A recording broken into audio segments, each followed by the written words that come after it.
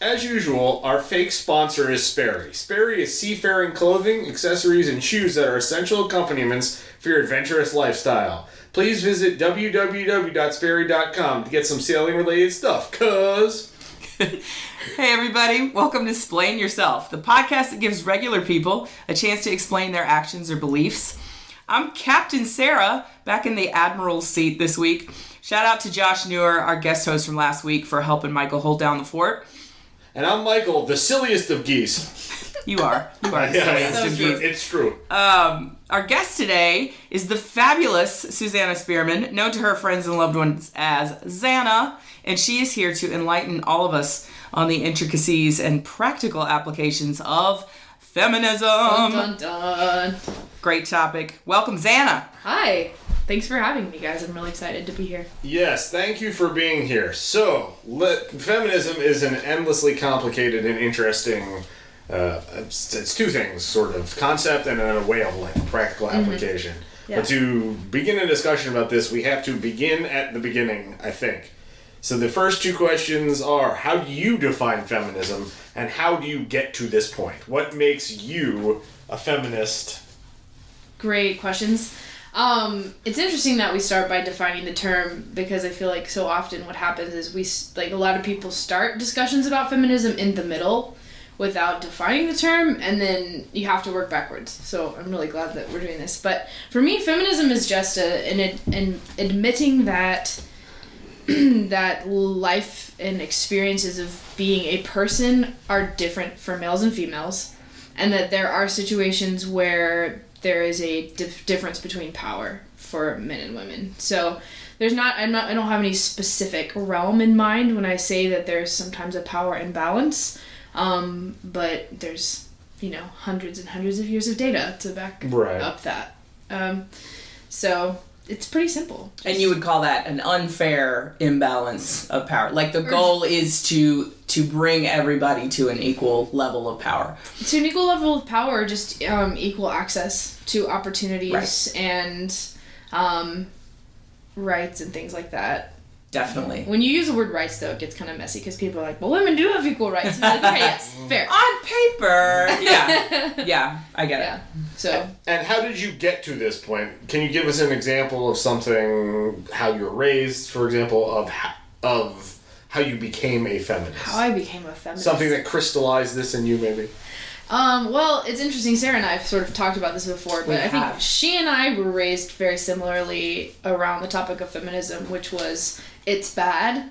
Oh, wow. Okay. That wasn't what I expected. Yes. Welcome to the Southeast and the Bible Belt. Okay.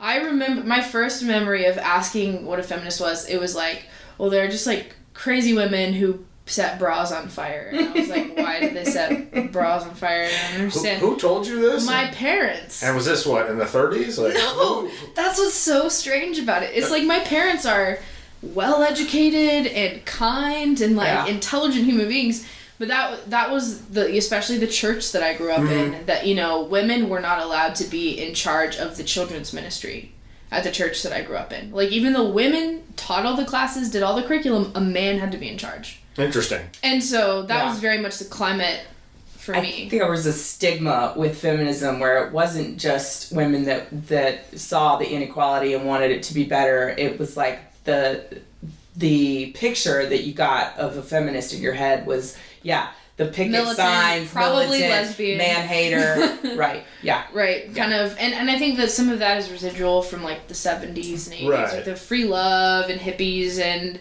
militant political whatever. Sure. But I think a lot of it, too, is just that I think Christianity specifically has... I guess traditions within the Christian Southern Christian tradition. Bible Belt Christianity. Yes, a very specific brand of Christianity lends itself to the subjugation of women because it's biblical, quote unquote. Sure. And so I think that because of the region of the country that we're in and its religious focus, kind of, I think, I don't know if, what's the word I'm looking for? Just kind of cut short conversations about women and their power and gifts and skills. It made it taboo a little bit? Yeah, like I okay, here, let me give you a good example. Please. So when I was, I think this was like 3 or 4 years ago. I was 21, and I was listening to the Neo song, Miss Independent. You know this? Yeah. She got her own thing, that's why I love her, blah, blah, blah. So the church that I had just recently left, it's a church in Greenville, they have some very specific teachings on gender, and there's this part where he said, she's got her own thing, that's why I love her, Miss Independent. And I was talking to my friend, and I was like, why does he want to be with a woman like that? And she just kind of looked at me like, what do you mean, why would he want a woman like that? And I was like, well, like, is he just lazy? Does he just not want to take care of her? And she was like, what the heck are you talking about? So I'm a very independent person. You guys, I feel like, know me pretty well. I'm pretty feisty. Absolutely. Feisty's a good word. And I've always wanted to be the kind of person who could take care of themselves and just like, move and groove. Right. And for probably, since I had enough brains to think about what it meant for me to be a woman, I have fought within myself of like, I want to be independent and powerful and capable, but that makes me a bad woman because I am being, I believe the term is used as like autonomous, quote unquote. Like I was taught that it was bad to be independent because that means that I wouldn't be submissive to my husband someday, essentially, I finally, because of several conversations that I had with a particular friend, Rudo, Rudo. She kind of would call me on my BS about Who's a that Christian? stuff. Yes, Rudo is a devout Christian. But she was also just like, yeah, but that's also stupid. Yeah. Like, Whoa, okay. She's keeping it real. Yeah. She's definitely, awesome. she keeps Did you it get to real. meet Rudo, Michael? I did I not. don't think I had the pleasure. Missing out. Sounds like it. She's fabulous. She's great. But yeah, so I think that if I could say how I arrived at being a feminist, the thing that helped me along the most actually was poetry and R&B music. Okay. So Mary J. Blige. I guess I would say for me, my spirit guides were like women like Beyonce, Missy Elliott, Sierra. The women who I think are beautiful and intelligent and wonderful, and I would think kind human beings, who are also just like, I handle myself, I don't need anybody else, and there's nothing wrong with that. Right. And I was like, oh, there's nothing wrong with that. That's great. And then a lot of spoken word poetry that I've listened to just kind of gave me hooks to hang my questions on and work through. And then eventually one day I just kind of let go of my hang-ups with the actual term feminist. But the price that I pay for that is I have to kind of be willing to engage with people who disagree with me because of where I don't have to agree. But a lot of times when I say, well, I'm a feminist, and people are like, oh, are you? And I have to be like, okay, let's talk about why you responded that way. But yeah, so. That's interesting. Sarah, how does feminism, how did you develop your opinion of it? That's a good question. I feel like, Xanna was right in saying that we had similar upbringings, and that into my late teens, my idea of a feminist was like, oh, you're just looking for something to whine about, like, suck it up, But it's funny, I'm like you, I was always a, like, loud, in-your-face, independent kid. Yeah. And I feel like I've grown into what we'll call an adult who is the same way. So I never felt like I should be submissive to anybody because I was a woman. Like, in fact, most of my friends were guys. I didn't really do many girly things, even the toys I played with and, all of that. Like, I don't know. But I did have the very conservative upbringing where it was like, eventually I'll get married and I'll have to submit to my husband. And I feel like some of that is still true, but you can still be a feminist and believe what the Bible says about men and women. You know what I mean? Absolutely. Like, yeah. And I think that a lot of Christians get hung up on, can I be a Christian and a feminist? It's like, yes. And just to clarify, I am a feminist. I have a problem with the word because of the first 2/3 of my life being like living in that world where it was not okay to be one, right? Yeah. And but if you just define it as, which is what it is believing that there should be equality when it comes to gender, then of course I'm a feminist. Right. Yeah, absolutely. And I think that the point I like to bring up a lot, actually, when I'm discussing feminism with people who profess to be Christians, it's like, well, they're like, well, I don't have a problem with the movement, it's just the word. And I'm like, okay, do you agree with everything that Westboro Baptist Church does? Right. For those of you who know, they protest. Nothing. They protest veterans' funerals because they were like, it's just horrible. I don't agree with anything they do. Right. Yeah. Literally nothing. They're the worst. Right. And they're like, well, of course I don't agree with them. And I'm like, okay, but would you call yourself a Christian? And they're like, yes. And I'm like, okay. So you don't have to co-sign every corner of a movement to be a part of it. I mean, I can guarantee you that people who marched with Martin Luther King Jr. didn't necessarily agree with everything he said or vice versa, but it was their togetherness in a movement that was able to make a difference. And so sometimes you have to just kind of be like, look, bro, we may not be on the same page about these little things, but what we need is for something to change. And I think that's why the term feminism is actually still important. Absolutely. But it's a hard battle because it is a dirty word for a lot of people. What do you think, what do you see as the biggest battle that women are facing right now? And I guess we should probably localize it to like the US, because if you go other places, everywhere, it's like they're 100 years behind. So many. Right. But here, what do you think? I mean, there's the pay gap, but... Oh, interesting you bring that up. Yeah. I actually wanted to make a point to mention the pay gap because I don't think it's the most important thing to be talking about. Okay, I agree with you. Because, and I actually had a very interesting conversation recently with somebody who's very knowledgeable about things like economics and things like that, and it's very, very complicated, and it's also not dire. Like, sure, it sucks that if Michael and I have the same qualifications and the same experience or whatever, and I find out he's getting paid more than me, I would be pissed, right? Right. As you should be. As I should be pissed. It should be. That was going on at a school that I worked at, and they justified it as, did I tell you this? That they paid the men more at this Christian school that I worked at because they put it in the contract as a head of household stipend. I'm not even kidding. Man, if I could cuss on this podcast. And it included, you should, it included single men and even women who were single moms didn't get the That is the stipend. So stupid. Well, they got busted for it and they had to change their policy. Good. But I'm not even going to say what school it is. But that is bold. Right. But I agree with you, Xanna, and I've talked to people too that are kind of in that category of kind of knowing way more than I do about economic policy and how that plays out in the workplace. And there's been a lot about like, okay, well, yeah, there's so many factors, and it's not like the majority of bosses are sitting around going, I'm going to pay the guys more. You know, it just kind of, there's so many little... It's complicated, and it's not to say that it, like, okay, I would love to live in a world where the pay gap doesn't exist. Right. But if I have to take the small amount of energy in life that I have, that's not what I'm going to put it towards. Like, so put it towards... geez. I think that there's a couple things, but they're all part of one big thing. I guess the biggest symptom that I would like to address is sexual harassment, which, interestingly enough, is big conversation right now. All the rage. Yeah. What are they calling it? The reckoning? Hashtag They're calling it #MeToo. the reckoning. Oh, there's a lot of names for it. Yeah, lots of stuff.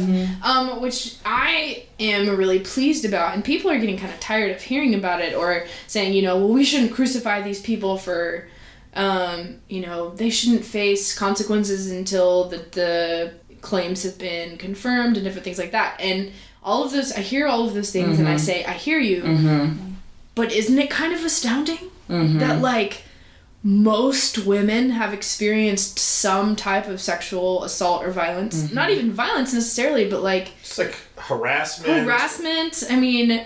Raise your hand if you've experienced sexual harassment. Yeah. Right, exactly. Note. The women in the room have their hands up. That's Sarah and Xanna raising her hand and me sitting here. And something that's interesting is I have a great story about that where I used to work at Apple before I worked at Next. And I loved working at Apple. It's a very male-dominated sphere. And I actually worked on the technical team. So I wasn't just at a tech company, but I worked on phones and iPods. Tech on tech. Tech on tech, right? Yeah. And so I got hit on a decent amount at my job. Not like anything crazy. Right. Once every couple weeks I'd have a notable. Was it from other employees or? I had a couple.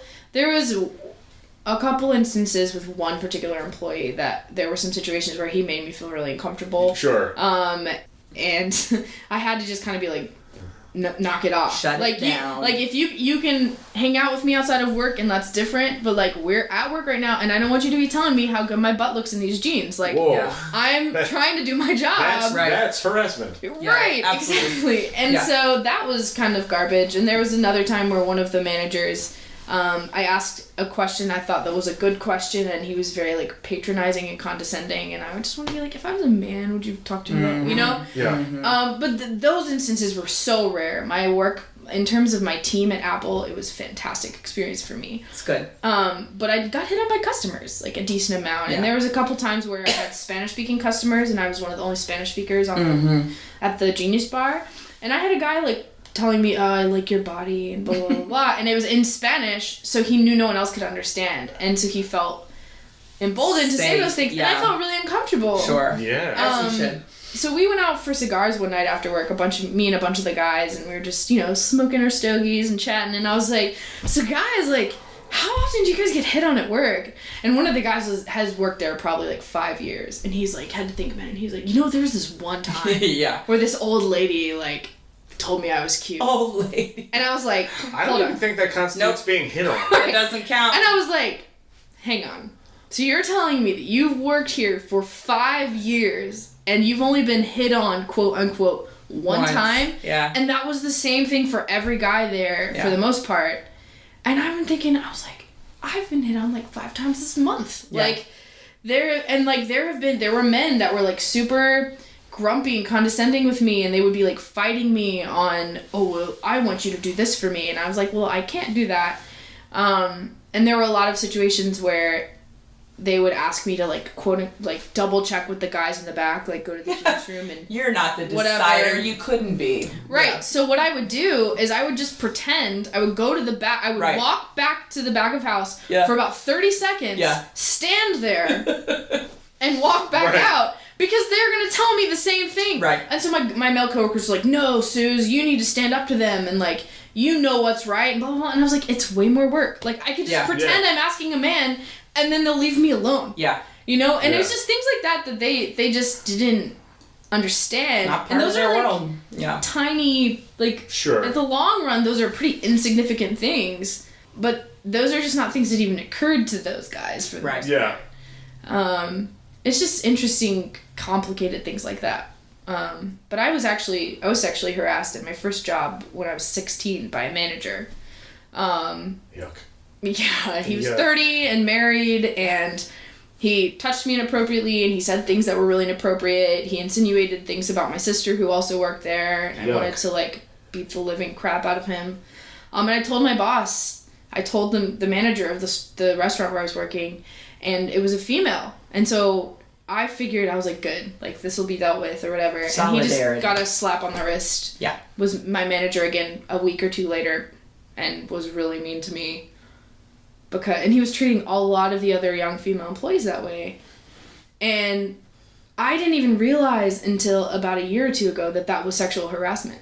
Like, because it wasn't dealt with. Right. And so I was like, maybe I made a big deal out of something that wasn't a big deal. So you're saying this is like ultra prevalent and this is why this is more important for you than the wage gap? Like just safety. 8th grade was my first experience, and nothing happened. I was 11 and a man at my church like touched me inappropriately. Yeah. It's just like, I would tell my dad about these things and he'd get pissed, but like no action was ever really taken on my part or... Right. And I think that I think if I had to blanket state, like call it like an umbrella term, I would just say like the safety of women.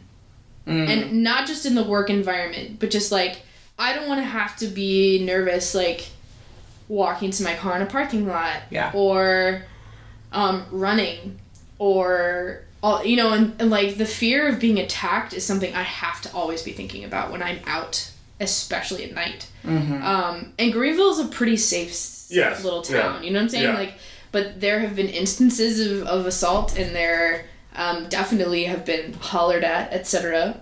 You know, and there have been a decent amount of moments where I felt unsafe, and it's not. I'm pretty strong. I'm pretty sturdy. You know, but there's just something about that fear of, especially sexual assault, that's just like, I have to be aware. Yeah. And I just think that that's crappy. And if I have daughters, I would love for them to grow up in a world where, aside from common sense, I would love for that to not be a consideration that they have to take, you know? Yeah, that's a tall order. It you is. know, because... It's the goal. It's Yeah. not really achievable, but... Right. At least not in my lifetime, I don't think, but something to aim for. Sure. But I just did so much talking. We haven't asked, Well, you're the asked guest. Michael Yeah. what his feminism Oh, okay. is. So I grew up in a completely different world than you guys, right? I didn't grow up Christian, and I didn't grow up in the South. My mother, I think, is a feminist, but I have never discussed this with her. And my parents are very keep to themselves, very diminutive people. But the one thing I remember them telling me growing up is we can't judge anybody. Oh. So for a long time, I thought like, oh, well, yeah, of course we can't judge anybody. Sure. And then I got to like 27 and I was like, I think Hitler didn't seem to I'm do, gonna judge that guy. to do so well. Yeah. Like, I don't Not the best guy. I was like, Hitler. wait a second, I think pedophilia is wrong. Right. Yeah, right. Maybe I can judge these people. Yeah. So the only feminist thing I ever remember happening at all was I had in my room, when I was like 12 or 13, my grandfather was giving me his old Sports Illustrateds, right? And so what I would do is just take out the cool, the pictures in that magazine are fantastic. Yeah. Like really world-class photographers work for the magazine. So I would take out the cool pictures and I would thumbtack them to my wall. And it got to the point where I had a collage. And then the swimsuit issue came. Yeah. And I was like, oh, look at this. It's ladies. But I wasn't even through puberty yet. I think I thought this is what I was supposed to do. And so I took, I pulled the pages off and I started tacking them up. And my mom came in and was like, nope. And I was like, Nice. what? Like, what's going on here? And she said that, like, we don't do that to women. And I just took them down. We never had a discussion about it before or after. Huh. Interesting. And I've never had a discussion with my parents about this as an adult. So, like, I couldn't give you my mom's position on feminism, nor my father's. And I'll never ask him about it. But what I have determined for myself is that I am a feminist. I am perfectly okay with that label. But it presents me a number of practical application problems. Indeed. And that's where my life in relation to feminism gets tricky. I told Sarah this story, and she probably blocked out because it's real boring. But, And just tell it again, man. sure. Maybe it'll So hit me this time. my wife, I inherited her friends when we got married, and she has had them for a long time. So they have this kind of joking around relationship where they give each other a hard time. We got an email, and the email called her, it didn't directly call her, but insinuated her as a part of a female's anatomy. The For worst one- thing you can call a woman, right? No, it wasn't that one, but it was pretty vulgar. Oh, no, you're right. It wasn't that. It was. Right. I wish we could say it. It doesn't start Wait, is with it this- one that our president has said? No. No. Okay, got it. Well, he probably has. Well, It doesn't start- on TV. I'll say it doesn't start with a C. Okay, got it. Okay. But it was real vulgar, and I was like, all right, I see where this is going. So I was real mad. And so Lauren wasn't home at the time. So she must have come home like 2 hours later. And I was like, I'm going to say something. So I go downstairs. I'm like, Lauren, did you see that piece of stuff email that guy just sent? And she was like, yeah. And I was like, I'm going to get him on the phone if he doesn't apologize. Oh, it was a guy who sent it. Yeah, too. this is her male friend who sent her That's this. even more weird. Yeah. If he doesn't apologize, I'm gonna go over to his house and I'm gonna break his arm off of his. And I was completely serious. I was gonna pull it right off. And she goes, "Why?" And I was like, "What do you mean why?"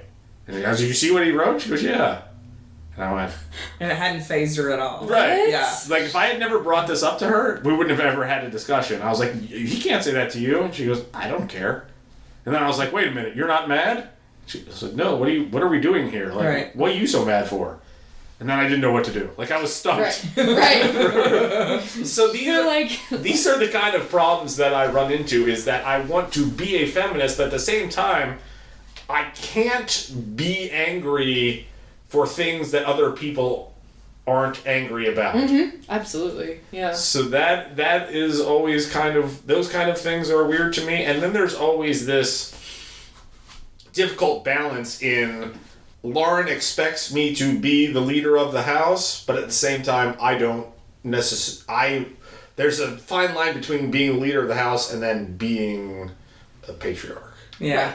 Right, and I don't always know where that line The goes. line is pretty blurry, I think, in a lot of ways. Right, and so it is constantly like evolving and changing, so sometimes leadership is cool, but if it's too much leadership, then I'm being a patriarch, and often I just go like, I don't know what to do.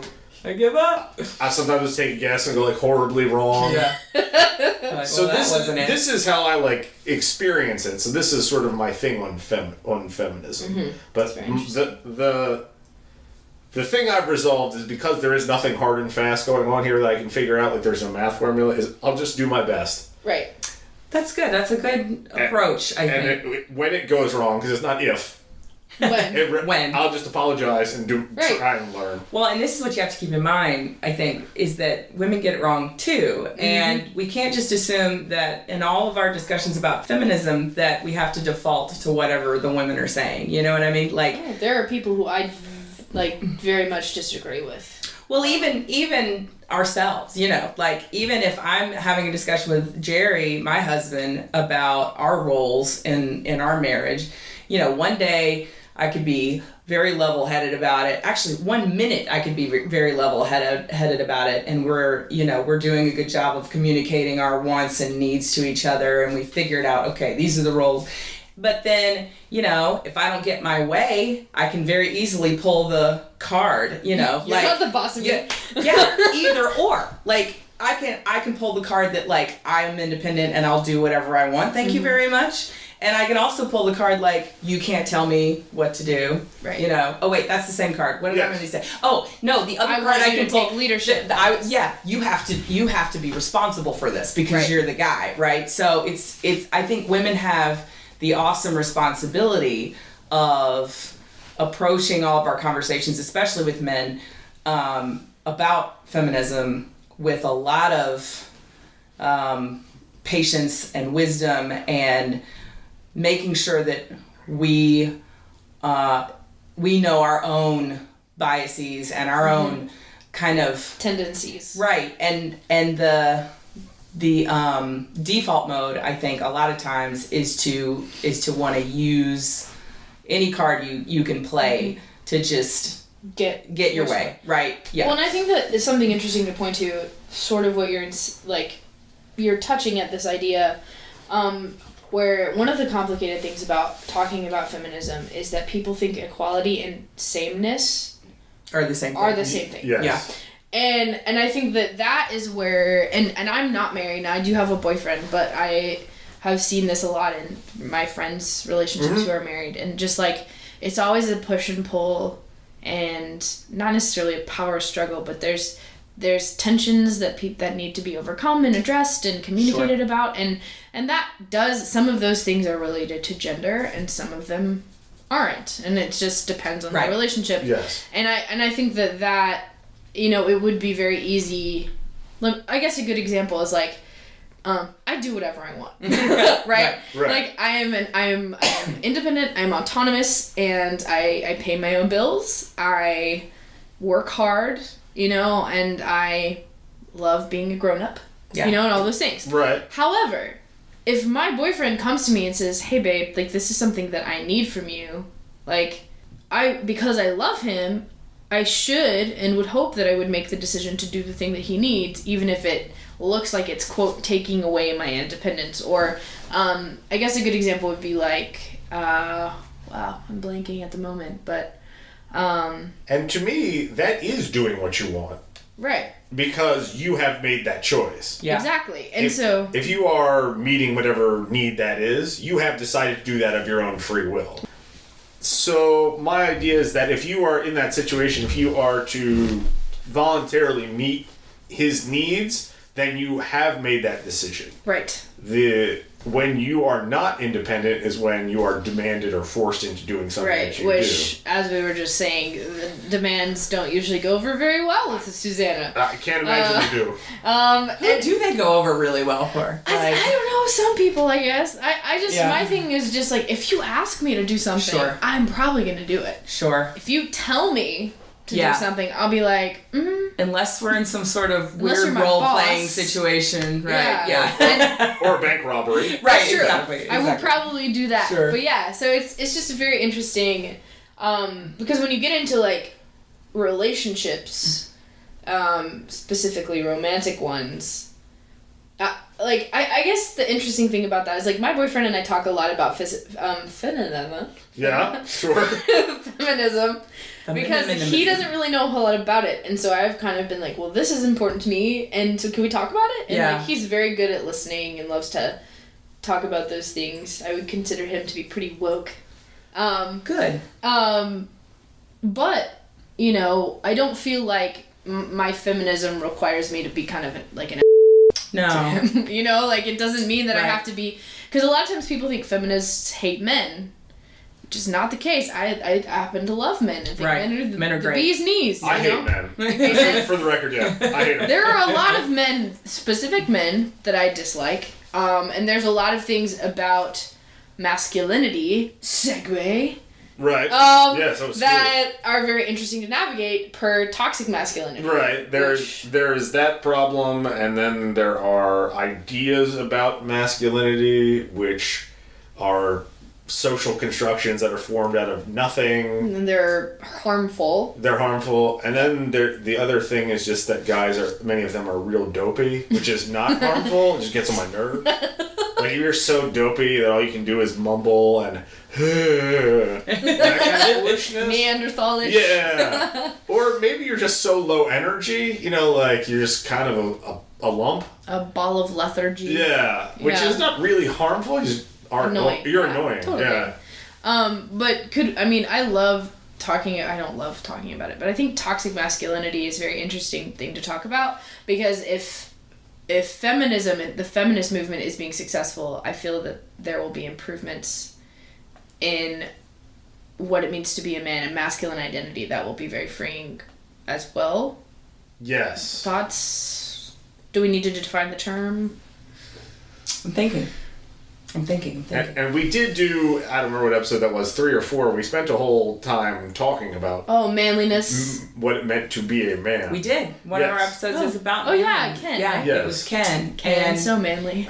And yeah, I thought that was a really good discussion. And we all agreed, obviously, because we're rational human beings, that masculinity that masculinity meant a lot of things, but it doesn't necessarily mean anymore that you're just, lording yourself over other people, right? Mm-hmm. So Right, and that's where it becomes toxic. Right, right. And I think we kind of came to the conclusion that, like, well, it's just being an awesome person in general, and any of those qualities that we consider now to be, okay, you're an awesome guy if you are these things, the same could apply to women, right? Yeah. So, yeah.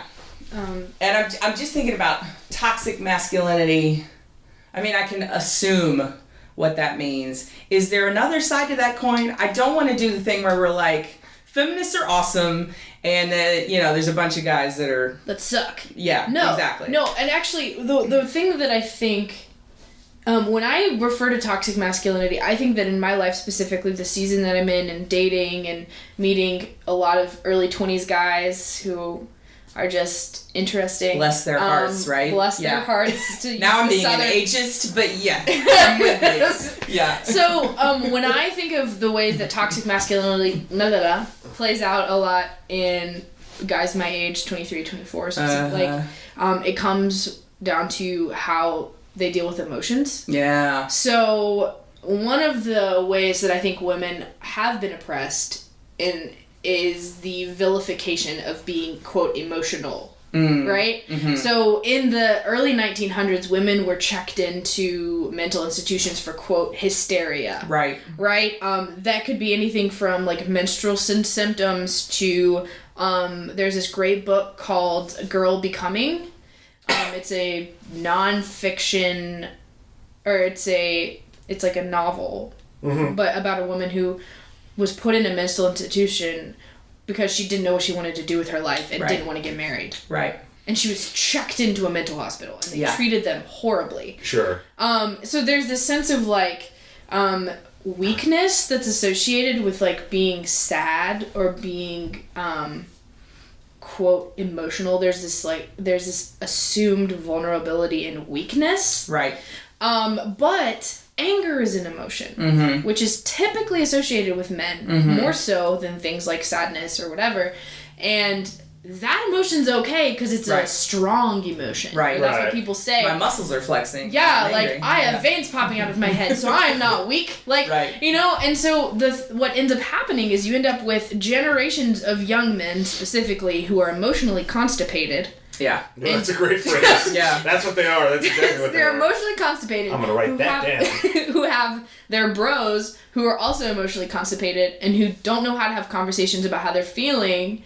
And so then they just, like, slap each other on the back and do the emotional equivalent of rub some dirt on it. And you end up with these, like, really emotionally unhealthy men who grow into men who are... basket cases. Right. Who don't become abusive necessarily, but can't give their partner, if they end up with a male or female, they can't give their partner what they need because they were bullied or they were given crap when they were young for feeling. Right. For being permeable. And it's almost like you're not a complete human being. You haven't actually fully developed as a human being. But we don't let them. Right. We don't let them actualize in that way because it's like, I hate the phrase man up. Like, I don't always hate it, but the context of, like, if a little boy is crying, you tell him to man up. Like, sometimes if he's crying because he's being a whiner, that's fine. Right. Tell him, I'm not saying that you should always let boys cry. I'm not saying that. Right. I'm just saying that there are a lot of situations where they're either emulating their fathers or their father wasn't around. And so they learn from the men around them that what it means to be a man is to be impermeable. You can't touch me. The things that you say and do don't affect me. But of course they do. And so what are they doing with that? Like, they gotta do something with it. Punching the I assume what you do is you repress everything and then it explodes into something disastrous. Sure. And it does play into, I think, in a lot of ways, to the power struggle between men and women. Yeah, I was just thinking about our movement right now and how women have been experiencing harassment and assault since the beginning of time, and we're just now starting to actually all talk about it and keep the conversation going, right? The key there, though, is being believed. Right. Well, that exactly. But I'm wondering now, like, what is the connection between that kind of behavior in men, which is centuries old, since the dawn of time, and what you're talking about, which is the inability to reconcile with your emotions. Is that a manifestation? Like, I'm going to treat women inappropriately because I can. It's my right. Or I just don't like myself. But, like, with the whole with the emotional repression that they've been doing their whole lives, it's like maybe this is an unhealthy manifestation of that. I would totally agree. Or sometimes I feel like men feel that they have been slighted by women. I'm in charge. This woman treated me badly, and therefore it's okay for me to take it out on But that's rooted in fear and insecurity, which I think come from an inability to address unhealthy emotions. Sure. In a lot of ways. And I would even a lot of times what men perceive as being treated badly by a woman is not actually that being treated that badly. No. And even if you are treated badly, you need doesn't give you a right but you need to process through your feelings about this, right? Yeah, absolutely. Yep. So I think that for me, like, bringing it back around, both sexual assault and harassment habits and inability to talk about emotions are both parts of what toxic masculinity represents. Right. Which is we tell men that they should be XYZ. Yeah. And we ask them to be, for some men, their natural disposition may to be like, rub some dirt on it, not super emotive, not super, there are women who aren't super feelers and there are men who aren't super feelers, right? This is true. But at the same time, there are men and women who feel things very deeply. I've always, until my 20s, I was ashamed of the fact that I was so emotional and passionate, because I thought that I could not be both emotional and reasonable at the same time. Right. Because, growing up, my dad was always like, you're very like right, is it right brain that's creative or left brain? Right. You're really gifted with people and you're really right brained and that's amazing. So what that meant to me was, but I can't be good at like logic and math and all these other things. That's not how the brain works, by the way, everyone. Right. You are all both left and right brained, just FYI. Disclaimer. Yeah, right. yeah. And my dad was not trying to like oppress me. That is Right. I think I misinterpreted it wrong. Sure. But it's just very interesting that I felt deep shame. I wanted to be somebody who was impermeable, right? And there have been habits that I formed in my life, especially in relation to guys. Like I did a lot of dating post college. And the involvement in hookup culture, I think, is very unhealthy for both genders. That's super unhealthy for women. So bad. And so what I've found is, now that I'm in a relationship with a guy who I deeply care for, there are mechanisms and walls that I put in place to keep people from being able to get to me. And I worked really hard to become somebody who was unaffected by certain things. And now when I want to be, I'm not. Yeah. Right. Mm-hmm. And I think that as a woman, it was easier for me to realize that because I'm not expected to not feel things by society or by my bros. Right. Yeah, and if I was a toxic dude, I would be like, yeah, of course I'm unaffected because I'm out here slaying ladies. I just Bleep. I learned how to bleep recently. Right, We're good. sorry. No, it's all good. We want this to flow very naturally. No, but just like, but it's a source of pride for guys that they this can, is actually not like feel a things. boost in their masculinity, right? Yeah, it's like pushing toxicity further. Man, I had relations with her and I didn't feel anything. Yeah. Right. Do you think we've shifted? I don't know. This is a theory, but I don't know if I have enough evidence to back this up. Maybe it's just anecdotal. Do you think, though, that it's the norm, right, has shifted a little bit to where it's like, okay, it's 2018. We want everyone to be able to be vulnerable, I mean, I only really have anecdotes from, like, my church family where, we have weekly neighborhood group meetings, we're all getting together pretty regularly, and the expectation is there. Like, it comes from leadership that they expect us to, like, get to a place where, obviously, be comfortable with the people that you're with, but we think part of this relationship should be about vulnerability, and it's very much, it's not they don't differentiate between the genders at all. Right. And I don't know if that's a reflection of the overall culture or if it's something's just going on in our church, but I feel like we've come to a point where it's like, hey guys, we want you to be sensitive. Like, I think there are ways that idea has spread. Okay. Right? And I think that it's at least being talked about, if Sure. nothing else. I will say, though, that there are corners of the culture where it has not seeped in. Right.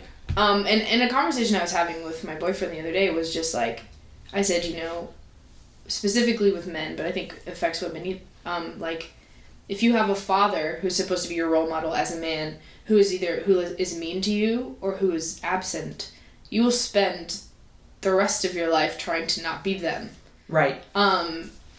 And that does not really leave you with a whole lot of freedom. Right. Because you don't know what not being them looks like. Or even worse is you emulate their behavior exactly and you pass on the cycle. Right. Yeah. Which is common. Yeah. And so I think it's just, it's the way, so I studied linguistics as a minor in college. and I call it my superpower, is like the way that people talk about things really reveals their deep beliefs. Like, you have your beliefs that you can say out loud, and sometimes your deep beliefs and the beliefs you say you have line up. But I think that there's a lot of times where it gets dangerous is where people's deep beliefs about gender inform them and they don't realize it. Right. And so, like, you know, things being normalized. We talk about things being normalized in terms of, you know, in hip-hop culture, referring to women as the B word. Right. That's like everyone does it, so it's fine. And people are like, well, you know, it doesn't really mean anything, it's just a word. But it's like, but it does. Like, what that message sends to young women is that, like, men can talk to me or about me this way. And so that becomes a part of your deep belief, which is like, this is normal, this is acceptable. Right. And just, you know, getting to a point in my life where I realized, like, there have been a lot of ways that I had normalized unhealthy behavior from men towards me, and I got to this point, I was like, no, I don't want this to happen anymore, so I'm gonna, whatever. But because of my studies of linguistics, I feel like, and we're all intuitive, so I think we can pick up on things, but it helps me, the linguistics helps me be able to point at something somebody said and say, hey, you said this. Let's talk about why you said it that way. And a lot of times people will be like, well, I didn't mean it like that. And I'm like, but maybe you did. And let's dig into that. And I think until we can talk about being a person and being a man or being a woman, and the understanding is not that men are this and women are this, and we put labels that are unhealthy on both genders. Like, that when we remove some of those deep belief labels, that's where freedom is, I think, for men and women in a lot of ways. Yeah. I completely agree with you. And as I've gotten older, the thing I've realized is labeling and the judgment that comes with it just takes so much effort out of me. Like, oh, look, that guy's a little bit effeminate. Well, I can sit and think about it, or I can go back to my Chick-fil-A. Right, exactly. Like, on a practical level, Right.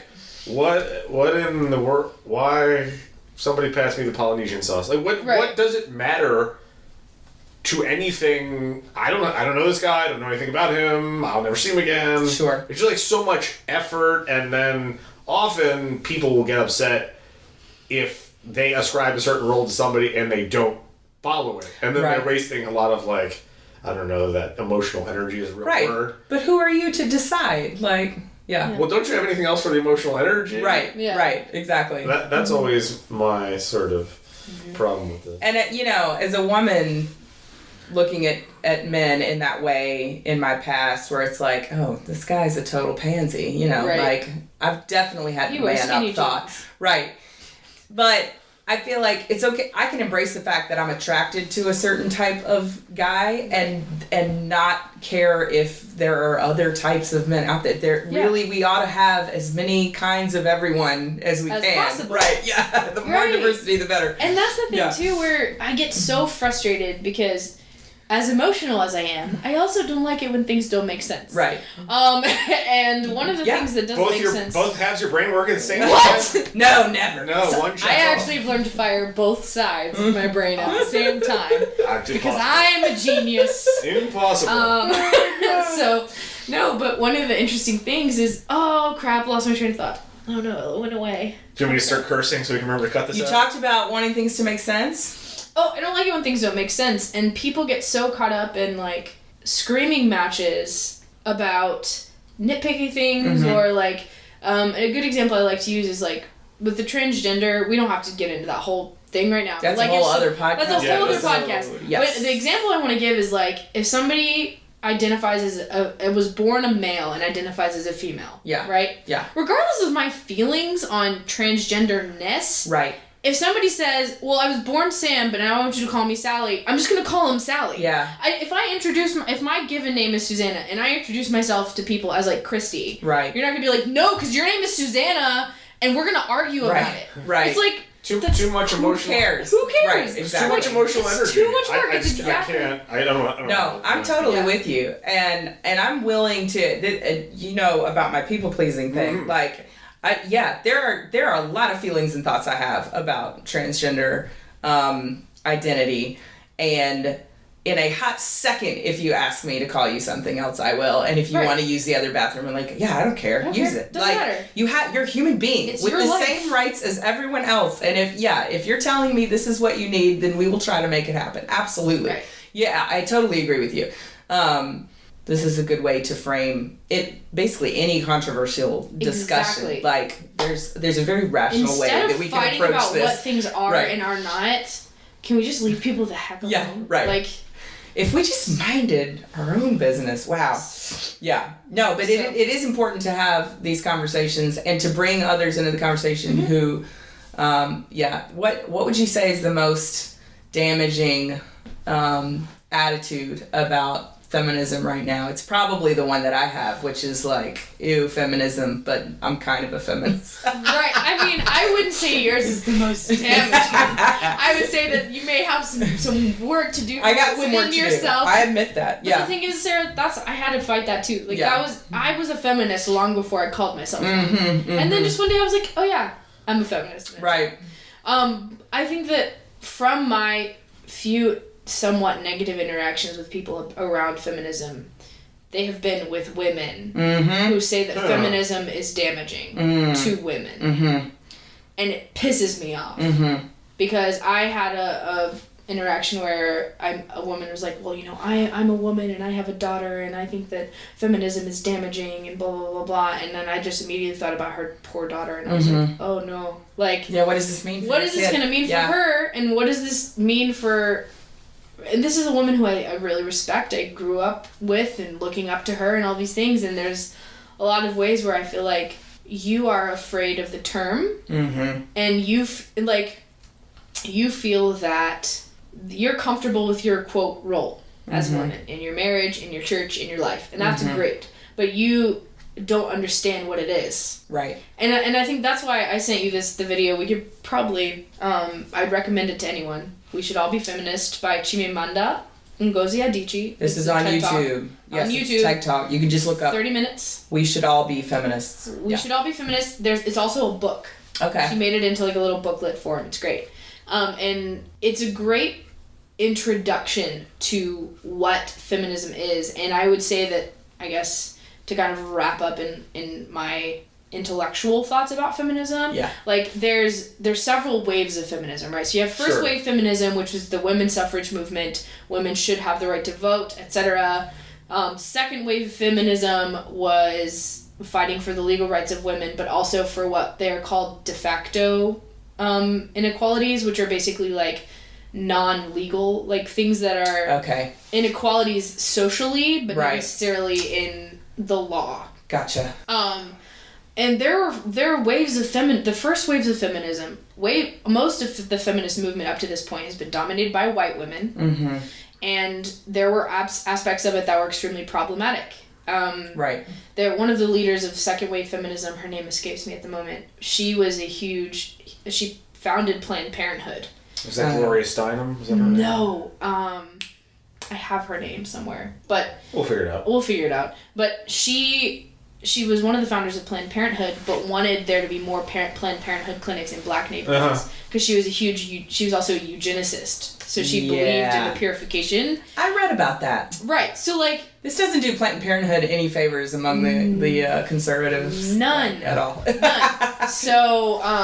So even though she was a feminist and probably fought for rights that I benefit from right now, I think she was wrong. Margaret Sanger. Margaret Sanger is exactly what I was thinking of. Yeah. So it's problematic, but the thing is, the wave of feminism that we're at right now is called intersectional feminism. I've heard of that. Right. So essentially, if I'm going to boil down what intersectionality is, it basically says that we should not force women to prioritize their womanness over all the other aspects of who they are. So for example, that doesn't really affect white women a whole lot because the oppression that we're fighting against is... It's just gender-based. Just gender-based, right? But when you have a black woman, she has to fight the battles of being woman and also black. Right. And so what would happen is that women of color who would become involved in the feminist movement would be required to be like, well, we're not talking about blackness right now. Right. We're talking about whiteness, right? And that's where, I would say the wage gap is like the pet conversation of like white feminists. Right. Right? Because that's a huge thing, because what else are we dealing with? Don't have much. It's not to diminish our life and our struggle, but like we don't have any concept of what it's like to be a woman of color, like with no concept. Right. And if you look at like Sojourner Truth, the famous abolitionist, she has this poem called Ain't I a Woman, and I highly recommend reading it. But she basically talks about, well, men say women should be treated this way, but no man has ever treated me this way. But ain't I a woman? And so she, I would say, way ahead of intersectionality. She's like, I wish the only problems I had were gender-based problems, right? Yeah, so way ahead of the movement of intersectional feminism, Sojourner Truth was like, hey, I'm a woman, and I'm black, and I'm a former slave. Yeah. This is what my life looks like. So, so I think that it's really important going into conversations about feminism to also be like, intersectionality is really holistic feminism. It's just looking at either a man's life or a woman's life and saying like, we're fighting for gender equality because it matters, but you don't have to sacrifice the other parts of yourself on the altar of this movement. Right. Which is important. I love that, and I think it's great, and it makes me much more confident in calling myself a feminist because it makes me a better ally to people whose life experiences are different than mine. And I just, I think it's important that we have good conversations but yeah, I think women have the most potential to do damage to the feminist movement because people will take them more seriously. Right. Talking about feminism. Right. So if a woman is like, like Taylor Swift has gotten a lot of criticism for being anti-feminist, and it annoys the tar out of me, but whatever. Is she anti-feminist? Yeah, she says she's gone on these like anti-feminist rants at concerts and things like that. Okay. She's not my favorite person right now, but yeah, so if I had to like put a little bow on my thoughts, I would just say that as women, it's really important that we are kind to one another. And we support one another. Yeah. Because there are very few things that make me more sad than women feeling like they need to compete with one another for men and tearing one another down and being unkind. Because if we're not kind to each other, no one will be. Right. And doesn't give the movement a lot of street the best thing about feminism is giving women a chance to show love to one another. And I think that that's really great. Well, this has been a really terrific and powerful episode. And thank you so much for sitting in and explaining yourself. Yeah, Xanna, thank you so much. This was great. We are way out of time for today, but it was great. I think every minute of it was valuable. And thanks to our listeners for tuning in. Make sure you catch us next time. It'll be episode number 10. Whoop, whoop. And in the meantime, always be ready to splain yourself. Woo! Yeah!